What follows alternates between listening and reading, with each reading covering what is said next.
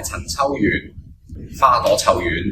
我咧就應該係幼稚園高班到小學2年班咧喺兒童之家住，咁即係講緊係1976年到1978年左右啦，咁3年時間嘅。咁陳姑娘咧就係比較嚴少少嘅，咁但係咧係你感覺到佢 care 嘅，即係佢係真係好關心啲小朋友嘅。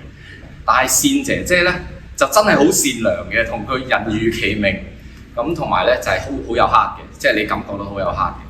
我離開兒童之家之後咧，佢都仲訂咗一段時間嘅叮當，因為佢知我中意睇叮當，訂咗一段時間嘅叮當咧俾我睇。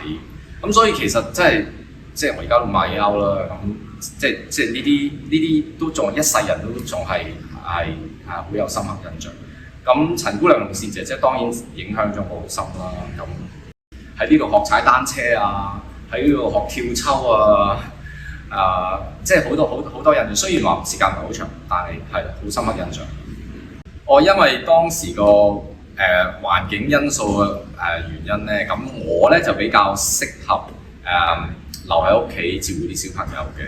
佢哋小學2年班或者我個仔小學5、6年班咁樣，咁過多幾年咧，佢哋就未必再睬我啦。就算我肯花時間喺佢哋身上，咁所以我就覺得我應該捉住嗰段時間咯。如果我嘅捐錢，因為你可以捐好多唔同嘅地方，但係你唔知其實係咪 work 緊嘅。係。咁但係呢個地方我自己係受益人嚟㗎嘛，咁所以咁我捐翻呢度，我就 make sure 我嘅捐款係真係幫到人咯。